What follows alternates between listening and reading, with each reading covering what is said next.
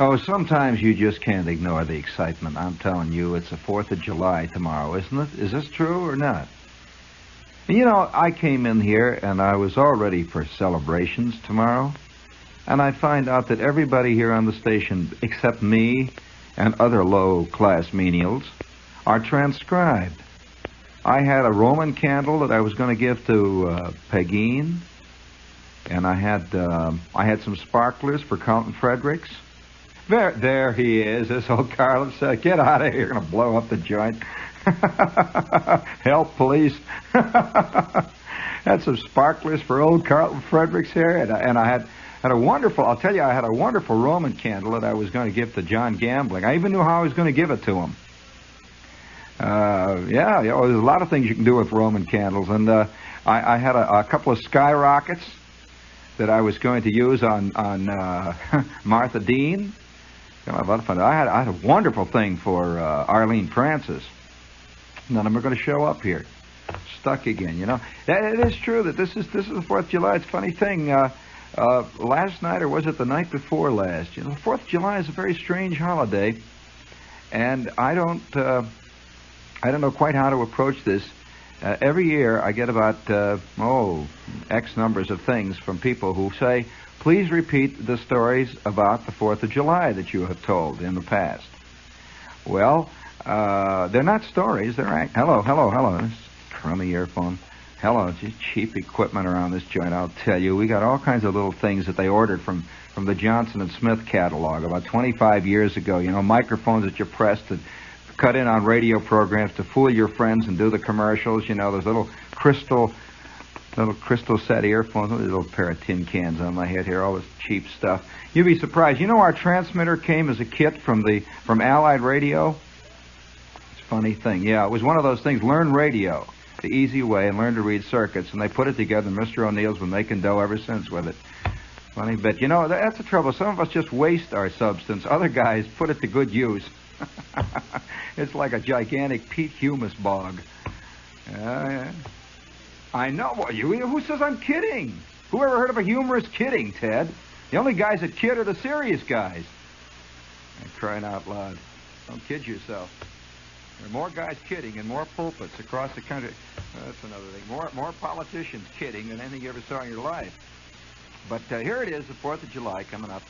And I'm not going to tell a 4th of July story of the kind that you expect. It's an odd thing. You know, I'd say that there are times, about a half a dozen times in all of our lives, when we discover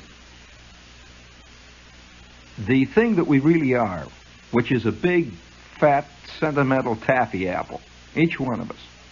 Now we fight like, yes, that's true, we fight like mad all the way through our lives trying to cover it up, especially in today's life. You know, 20th century life, you've got to be very hip, and you have to be right on the ball. You got to grab a hold of the handlebars, and you got to kick the old thing and go. You can't mess around like that. You just can't sit there in the middle of the second act of a musical and weep. I mean, it's ridiculous. Especially if you're going to read the voice and all that stuff. You got to be really bugged, and that's the opposite of sentimentality. Well, I'm going to tell you a very embarrassing story about 4th of July. It's an Army story, and I'm sure that there must be 87 million guys around in the neighboring area, listening type guys, who were in the Army on a 4th of July one time or another. Jack, you must have been in the Army on many a 4th of July. Oh, no. No, you know what I mean, what the Army does on the 4th? Well, the Army does a lot of things on the 4th of July. Yes, it does. Sometimes guys are cleaning the grease trap on the 4th of July, which gives you a wonderful sense of patriotism. I'll tell you, you're going to learn all about it then. The further you dig and the deeper you go, till finally it's up to your knees and you finally know what Benedict Arnold was up to. But all jesting aside, though, I remember one time I'm in this place, and we're going to have to get right down to the point where I suddenly found that I wasn't what I had thought I was. Now, when guys get into the Army, or when they get into college, or when they get into some kind of a gang situation, the whole general attitude is to put everything down, to put it down. If you're in college, you put down whatever college you're in. You just do. Oh, come on. Don't give me that that Joe College stuff. Come on. The next thing you know, you're going to be out for football. You slob. Well, it's just the way it is. No matter what college you go to, a good 95% of the student body, if you corner them in the commons, will say, well, what do you expect of a joint like this? This is a college? Come on. Old man gut stop in the math department. You call it a college? Oh boy. Well, it's just the tradition, you see. Now, in the Army, it is also tradition to put down the Army, the United States, everything else. Oh, yes, absolutely. You spit and holler and you fight and you drink Cokes. More than that, actually. And you chase chicks and, you put it all down. Oh, yeah. And especially, you have to learn to play it very cool.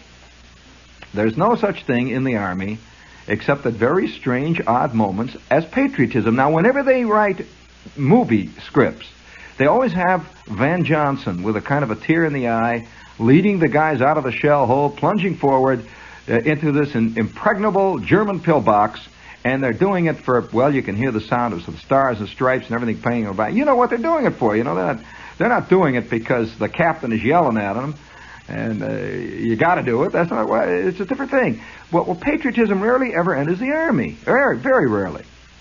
I remember this one time, though. This very embarrassing moment. I'll have to describe it to you. Now, I'll give you the scene. First of all, I'd say about a half of the outfit that we were in this camp had gotten passes over the 4th of July and were gone. They were going to go. The other half of us were in camp, but they announced that there was going to be nothing doing except there was going to be a big parade for the townspeople who were near this place. There were a couple of little towns around there. Have you ever been in a parade? Really, I don't mean the kind that just marches down the street. I don't mean a high school. I mean a real, genuine, absolutely all-out, going the whole way parade. Well, let me describe this to you, Ed. You give me a minute there. You can read that after the show. You just give me a minute here. I want to describe a parade to you. Put that down for a second. I'm in the Army. Yeah, you put it down now. All this week my engineers have listened, and now you're back again. Now you're listening. I'm sitting in the barracks. Now listen to me for a minute. Then you can go back. Oh, I misjudged you. I'm sorry. It's just that look that you get in the eye. I guess that's just normal. Well, anyway, we're sitting around, and me and Gasser and Zinsmeister and a whole bunch of guys from Tennessee and some guys from northern Wisconsin, and we're in the barracks.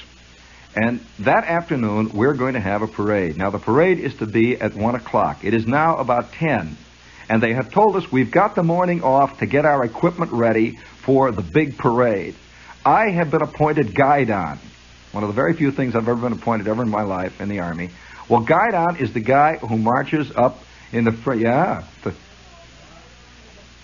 That's right. I'm telling you, he's got a flag. Well, what do you call it? What do you call it, the guy with the flag? He's the guide. I'm sorry, man. I'm sorry. Why don't you guys come in and explain guidon to us? Anyway, regardless of what they call it, I've been appointed the guide. I'm the guy that's going to carry a flag, and there's another guy going to carry the Signal Corps flag next to me.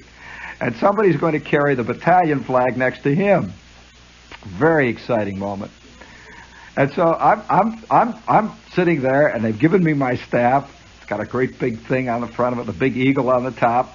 And I've got this, the first time in my life, Jack, I have ever carried a flag. Is that it? The guidon bearer. Thank you, Major. That's right. All right. Now, all right, good. We've got a lot of Army men. I'm the guidon bearer. That's right. Okay, the guidon is the flag. Well, now we can get back to the program here. But it's a very strange feeling, living in 20th century America. You're torn between a lot of things. You're torn between being a Babbitt, on the one hand, which we all are underneath it all, which is a kind of a herd animal that moos, chews stuff and hollers and goes bowling. You're torn between that, and you're torn between the intellectual you, which is, in a sense, against all of this sort of togetherness. You intellectualize it. Oh, come on, Well, you're torn constantly in 20th century America. And rarely do you ever go completely over to one side or the other. Well, now, in the Army, I might say, there are usually large numbers of cross currents because there are guys from everywhere. And sometimes guys will open up with one another, and other times they won't. Generally, they won't. But you're sitting around the barracks, and everyone is very cool. Guys are cleaning their leggings, you know, and they're polishing the things. Other guys are polishing shoes, and guys are polishing brass. And once in a while, somebody says, "Oh, come on, give me the blitz cloth, will you, Mac?" And they're yelling back and forth. Everybody is complaining. You see, the whole point is to complain before you go out on a parade. Whether or not you want to go out is beside the point. It is part of the tradition to complain. I wish I could use the real word. There's a much better word that starts with a B. This is the word that is done continually in the Army at any point when anything is about to occur. Now, you will find generally that this is done even more when they're about to do something that's vaguely exciting, because this is part of the coolness. You have to always go opposite to what you really feel. So we're all sitting in there. We knew one thing, that the crowd was coming in. There were thousands of people we could see going past the barracks. They were bringing them in buses. And chicks, you know, oh boy, all kinds of people wearing white coats. And it was summertime, hotter than the, oh boy, it was hotter than the blazes of hell, I'm telling you. Because this is out in Missouri. And the sun is just rocking down, and you can smell mud, you can smell catfish, you can smell the river, you can smell the rocks heating up, and you can smell all the shoe polish and the blitz cloths, and you can smell the pressed clean fatigues and the suntans. You can smell it all. In the barracks, there's a particular smell anyway, and it's a very clean sort of a GI soap smell in barracks, because they have the GI party every 5 minutes, and you're scrubbing the thing down and cleaning it up. It smells like a combination of shoe polish, this strong soap, some cigar butts that have been just recently thrown into the butt can, which is down there at the end. You know what is it, a butt can? They have a butt can that's a big fruit can that's nailed to one of the pillars down there. And there's a smell. There's a smell of wool. There's a smell of hot tar paper. That's the roof where the sun is beaming on it. There's a smell of raw boards, which is what the barracks is made out of. And it's a very special Army smell. Well, we're all sitting in there, and oh boy, is it hot. And we're keeping our suntans for the last minute. We all had our crisp, beautiful, pressed suntans hanging up, and we're all cleaning away. And it's the 4th of July, remember. We're very cool. And we're all looking out at the chicks. Another bus goes past. Wow. All the girls are going by. And one after the other, we can see families, we can see old men and old ladies and kids, and everything are coming in from this local town, where the biggest thing in town is a small movie house. That's about all they have in a pool room. It's about 4,000 people. They got 455 bars, 17,000 Army stores. That's about the extent of the whole town. So the 4th of July in the Army post is a big deal. I had never had this happen to me before. So we're sitting. And now it is about, I'd say about 12 o'clock. We're about to have the big 1 o'clock thing. And they promised us after we would eat late today, after the parade, we would have chow. We would have a special 4th of July chow. So we're kind of hungry, too, which makes you a little excited. So we're sitting there, and the sun is coming down. And finally, one by one, guys began to put on their suntans. Guys putting on. I've got the guide on the staff and a great big flag, and I'm holding it there.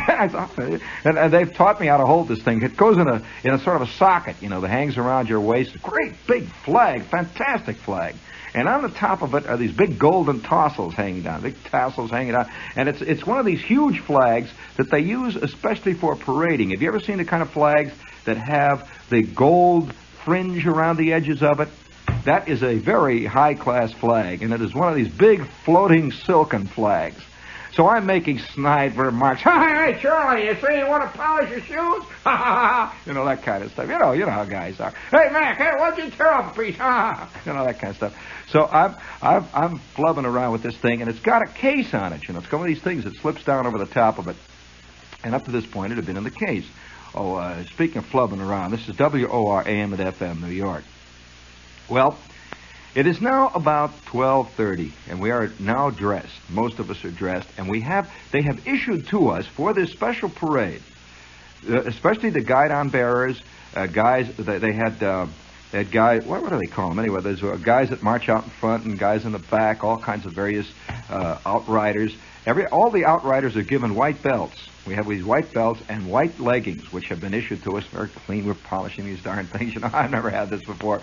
And all of us are told to wear all of our brass, everything we've got. You know, we put the hats with the little buttons all over it, and we've got the buttons on the collar and the whole jazz. We've got patches on and everything. See, but absolutely, we have to be clean, have to be pressed and shined. And so that afternoon at 12:30, we start to drift out into the company street.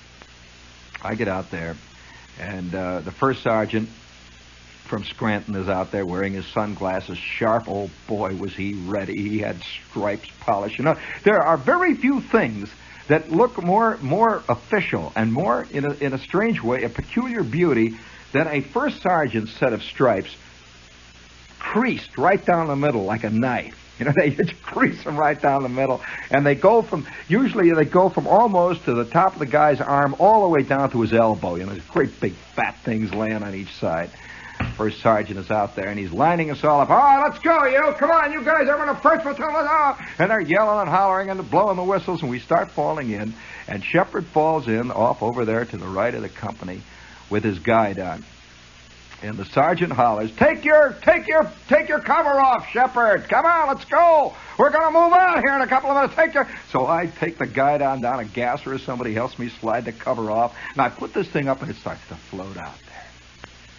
You know, just that slight breeze, and it catches it, and it's laying down there and hanging, and once in a while a little puff of wind. And it tugs, you know. It's a funny thing about a flag. It sort of tugs against you. You can just feel this thing sort of moving against you, tugging away. And they blow the whistle, and we start to move out. We do a right face, and we move out down the company street in the general direction of the parade ground. And on this parade ground, they had set up all sorts of all along the parade, like a big football field, huge field, and they'd set up grandstands with bunting, and they had given these people souvenirs and all kinds of little flags and little things and hats they were wearing. And it was all along this wall, red, white, and blue bunting. And there was, of course, the big reviewing stand. Now, on the reviewing stand, there was the mayor of this little crummy town. I wonder where he is now. But there's the mayor, and he's wearing a high silk hat. Probably the only high silk hat in southern Missouri. He is wearing a high silk hat. He's got a cutaway coat, and that sun is coming down. Boy, it's coming down. It's just rocking down, you know, just about 120 degrees. Yeah, oh, yeah, and this slight steaming hot breeze moving across. You could hear kids crying and all kinds of things. And there must have been, I don't know, probably 2,000 soldiers or more, maybe more than that. I'd say probably closer to 7,000 or 8,000 soldiers, all lined up. And we were all lined up back of the grandstand. Thousands of us all lined up in our battalions, in our regiments and platoons and companies, all lined up. And we're in the second outfit, see, and I could see way up ahead of us, way down ahead of us is this brigadier general. He's marching in the lead. He's commanding, you know, really with a sword, the whole business. I've never been in anything like that before or since, with a sword, you know. He holds a sword up, and all the way down the line, the company commanders and the battalion commanders, majors and colonels and captains, they're all wearing their summer parade best, you know, the leather all over and straps, swords and so on. Well, we're all lining up. I'm standing back there, but right behind me is Gasser, and we're all putting it down. Oh, come on! Oh, that kid's a greasy kid. Oh, what are you talking? Oh, come on! Hey, look at the one in the pink dress! Wow! We're all looking, you know, the whole bit. Nobody's paying any attention, and way up ahead, off to the edge of the parade ground, not marching, but ready to fall into the column, was the band. And they had a big band. This was a band that was recruited from the entire Second Army. It was a huge, beautiful band, and had all kinds of guys from bands that had been in the business for years. So they're a really good band, you know. They're way down at the far end, and they have a special kind of a uniform that they give the band. They have cross white belts on the front there, you know, and a couple of big orange flags. You can see the sousaphones catching the sun there, and they had flags. And way over to the edge of the parade ground was the reviewing stand. On the reviewing stand was actually at that time, it was a member of the cabinet was there. think it was the Secretary of the Interior. I don't even remember his name, but I do recall it was the Secretary of the Interior, come to think of it. He was there. There was a full 4-star general, General Summerall. That's right, General Summerall was a full 4-star general. It's coming back now. General Summerall is down there, and he's wearing the kind of uniform you rarely see except under very certain conditions today in the Army. He's wearing these high-water boots, you know the kind, like riding boots? Yeah, with the leather things. Oh, he's got the whole business down there. He's wearing He's got campaign ribbons that go from his collarbone all the way down to his waist. You know, that kind of stuff all the way. He just looked like a gigantic fruitcake, and all over the front there like a big salad. And he's standing up there straight as a rock. You know, we could see that's a 4-star general. You can see the stars flashing in the sun, and he's flanked by a couple of brigadiers and a major general and the whole bit. You know, oh, it's wild. Well, by this time, we're getting to have a funny feeling in our stomach because it isn't exactly what we thought it was going to be like. Well, we're standing there, and then suddenly, we hear in the distance, we hear this hum. And just as we begin to hear this hum, there is a big artillery battalion off over to the left, way behind the woods. They go, and you can hear it echoing. We sort of straighten up, you know, pow, and then it goes, they fire another one. And you can see the smoke rising, and once again you hear it echoing from the hills. We're at the foothills of the Ozarks, and you hear it coming back. And this hum is going...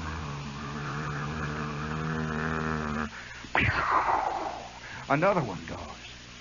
And all of the guys, I can hear the guys behind me, I can hear the rattle of their straps. Their rifles are getting slightly tighter and a little straighter.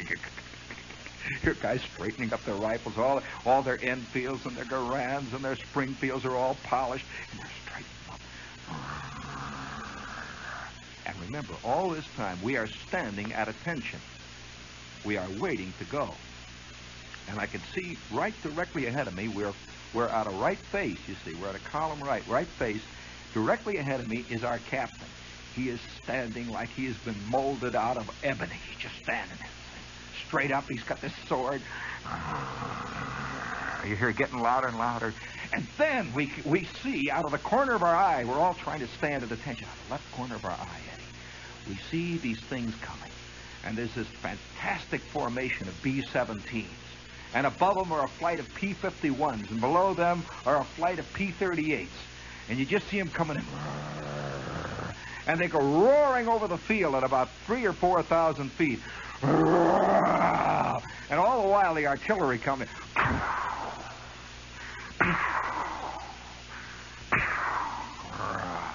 And they go off over the hills, and then we can hear the whistles go. And the band starts to play. I can hear this band playing. Oh, no, Eddie, you play the wrong. Good old Eddie. The band starts to play. Hold it, Eddie. No, wait now. Eddie, oh, my God. Now, you just hold it up there. The band starts to play, and you can hear them playing way off in the distance because they were probably about, I'd say a good half a mile. I don't know if you've ever been in a parade, and you are part of it, see, and you hear a really good military band playing from about half a mile away. And you can hear those planes are going away in the distance, way down, Eddie, real low. And you can that's it. And you can hear those planes going off in the distance. And once in a while you can hear coming back from the hills just a vague echo of those fantastic artillery barrages. And we start to move out. We are moving out vaguely against the wind. My flag catches the breeze and starts to move out behind me. It's pulling against me. And that band is playing. I can hear those guys marching. I can hear the canteens rattling behind me. It's insane. All of a sudden we are marching. It's wild. We're going down to the end of the parade ground. A gigantic column left. We make that big column left, and the band falls in behind us. Great Scott!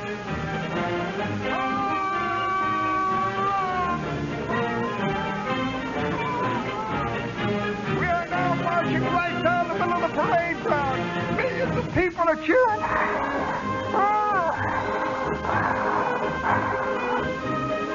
behind us, you can hear the sound of those planes coming back. Boom! The artillery again. Well, we marched right down the middle of that field. I want to tell you, the sun beating down. We marched down the middle of the field with the general throwing salutes, standing there in front of us. We're marching with our eyes straight ahead. The old band is knocking it out. The crowd is cheering. People are waving flags. We can see those hills coming up towards us, towards where the rifle range is. And we get down to the left end of that. And the whole shebang begins a fantastic counter march. Well, we're cutting through there, and my flag is floating 1,000 feet above my head. It is an enormous flag, a gigantic flag. Next to me is this guy with this great big battalion flag, an enormous flag, a big orange flag, with a big red shield right in the middle of it. In the middle of the red shield is a golden eagle, and under it says, "In hoc agricula conch, in est spitalauk, 3162nd Overalis." We're marching forward. And the signal corps flag is off to the left, flying high with those big cross flags. That big white one and that big red one. We're marching. And then way off behind, all the way behind everything, you can hear our trucks going. We have all these great big green trucks, you know, prime movers, full of equipment, full of Leroy diesel engines, full of radar equipment, full of mortar equipment.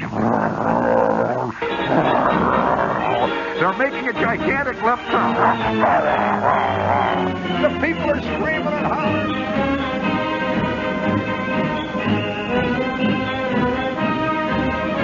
Well, let me tell you.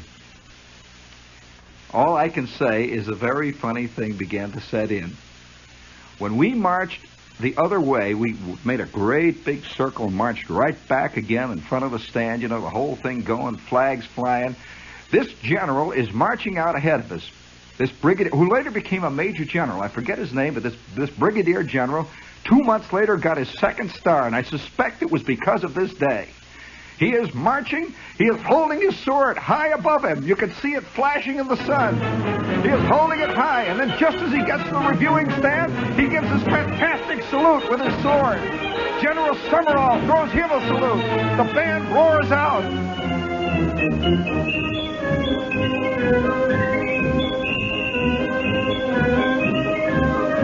Well, do you want to hear any more? Well, it was a very funny afternoon.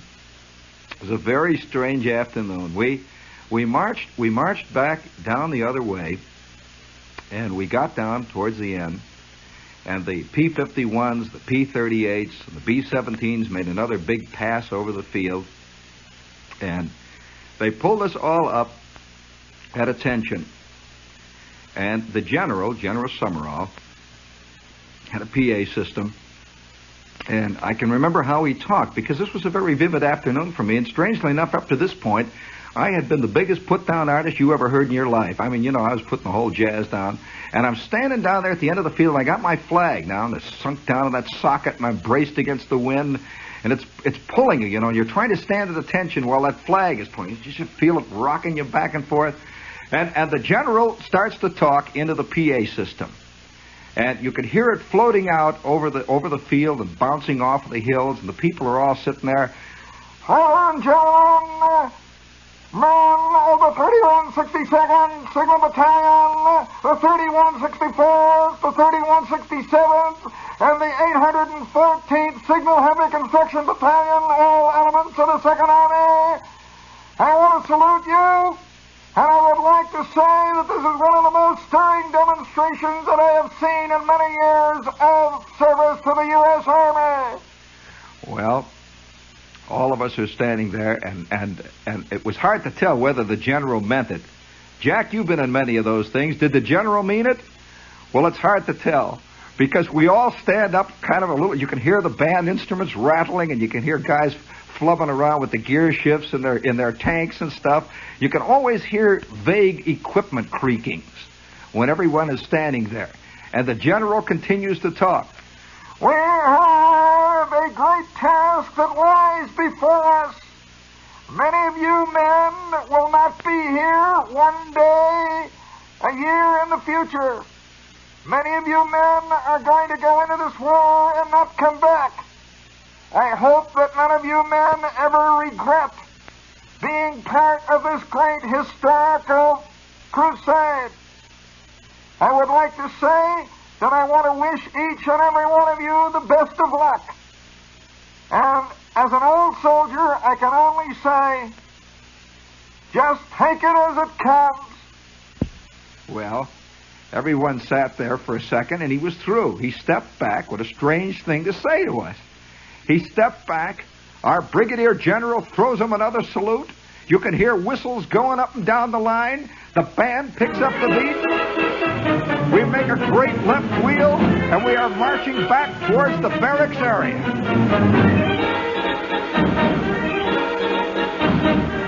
You can hear the people hollering in the background. You can hear the planes disappearing in the distance. You can hear the dishes being washed in the canteen.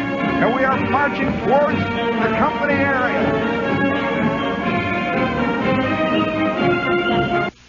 Well, we got back to the company area, and it was a very strange crew. We arrive in front of the orderly room, and the first sergeant, everybody's covered with sweat now and dust, you know. We've been standing in the sun now. This whole event took about 2 hours to take place. The sun has been beating down. The dust has been rising. That Missouri red clay has been rising up around us.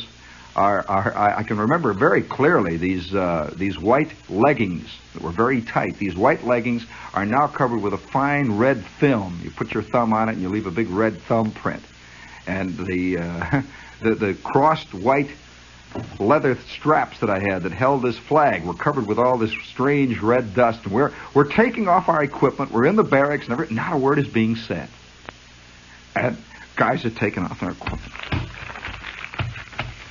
Nothing. You just hear clicks, rattles, and belts being unhooked. You hear guys putting stuff away, and you hear guys throwing bolts on rifles. Somebody blowing out his bore.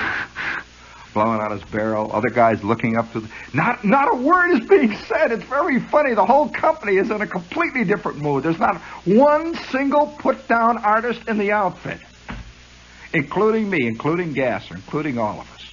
We're putting this stuff away. One by one, we began... Everybody is completely apart now. Nobody's saying anything to anybody else because we're all afraid. We're all very embarrassed at how we feel. And how we feel is the very opposite of all the stuff that we've been saying we feel. Well, we drift out into the company street one by one, and down in the middle of the parade ground, this is what the Army had done. I'll always remember this 4th of July because it was a very peculiar, it was a wartime 4th of July. The Army had set up, immediately after we marched out, the quartermaster outfit and the engineer outfit had set up about 500 big flat tables. And on the tables, the Army put its inevitable juice, what they call juice. Juice is the purple death. Juice is that stuff that this Kool-Aid stuff. Well, the Army never knows even how to mix Kool-Aid. If you can think of the Army's following up on Kool-Aid, it did. I mean, it would either put too much in a 32-gallon jug or not enough. And it mixes this stuff and puts big chunks of ice in it. And it had the all up and down, lined up on red, white, and blue tablecloths made out of bunting that the quartermaster obviously had been making for 2 weeks. It had big 32-gallon jugs of juice and thousands of paper cups with USQM on the side. I never saw paper cups with the quartermaster insignia on it. And they had enormous bologna sandwiches. The only kind the Army knows how to make, you know. And, well, of course, they call them something else in the Army, which the civilians who were eating them did not know. But they had enormous bologna sandwiches, tremendous bowls of potato chips, the rubber potato chips that the Army used for amphibious work. And they're very hard and rubbery, and they come out of cans. Well, they had this all laid out, and we began to drift back. And up to this point, we had been told that after the parade we were free. We could cut out. And if we wanted to, passes were waiting. We could go down and go into town. Strangely enough, instead of going into town, everybody began to drift back to the field. Drift back to the field. We got back on the field. There I am with guests. Nobody's saying anything. We start to circulate on the tables. And all these people, thousands. It must have been the whole town. It must have been 4,000 people out of the whole town of this little Missouri place. 4,000 of them, guys in freshly pressed overalls. Have you ever seen Missouri hillbillies in town on the Sunday or on the big... Oh, they wear freshly pressed overalls. They really do. They honestly do it. And they wear a white shirt under them. And when they're being dressed up, Eddie, they button the top button. That's dressed up. They button the top button, and they put a little something, goose grease on the front of their shoes, and they put a great big yellow straw hat on, and there are thousands of these guys walking around, redneck guys, big fat women in blue aprons, millions of kids, and the most beautiful, I'll tell you, hillbilly girls are unbelievable. The most beautiful number. Al Cap is not far wrong, you know. Thousands and thousands of these beautiful hillbillies, and we're walking around there, and they are looking at us like we are 17 feet tall. Up to this point, we had just been rotten GIs that would come into town, and they would try to take us, you know, in the taverns. And everybody's looking at us. We're walking around with our white leggings. And we feel, for the first time, we really felt like we were part of something that everybody not only understood, but in a vague way honored. Really honored. We're walking around, take a big salami sandwich, standing there with my hat sort of cocked. You know, everybody's got his hat cocked 50 times cockier than he should have, you know, pulled down. And all the guys have got their brass polished. They're walking around eating salami. And sort of hanging around. And once in a while, when a lady would say something, you'd be very polite. Yes, yes, madam. Yes, madam. Yes, madam. And I'm wearing my strap, you know, with the thing pulled over to the side to show that I was the guidon bearer, you know, the thing. And women would say, gee, that was a very beautiful flag. I can't tell you. These old hillbilly ladies that come up and say, son, do you happen to know a boy named Caleb? You happen to know a boy named Caleb? That's my son, Caleb. You know, Caleb was here in the camp a couple of months ago, was shipped all the way to the West Coast, and I believe he's on his way to the Pacific. Do you ever know Caleb Seastrump? No, madam. No, madam. Well, very fine boy, and you're certainly a very fine boy yourself. That's a beautiful flag you carry. And these old ladies were walking around, and some of them had brought baskets of stuff and were giving guys cupcakes. Cupcakes and cookies. And women out there do that. They bring you jars of blueberry jam and stuff. It's a very wild scene. All the stuff that I put down, remember that. And just about twilight now. Just about twilight now. It's beginning to fade now. Some of the people are getting into their cars and leaving. The Army, off over in the hills, off to the right, proceeds to fire off probably $16 million worth of GI-issued fireworks. When the Army shoots fireworks off, it really has pyrotechnics. To begin with, they started off with a bunch of star shells. This is the real stuff, you know. This is the stuff that the fireworks imitate, you know. Drifting down over the hills. At that point, two P-51s flying at about 10,000 feet came over and began to drop parachute flares. And they just drift down, and everybody is standing there, and it's getting quieter and quieter. And off in the distance, the old band is a-playing, and we're all standing around eating our sandwiches, and the ladies are drifting in and out, and the kids are watching, and the big star shells and the skyrockets are going up, and it's getting darker and darker and darker.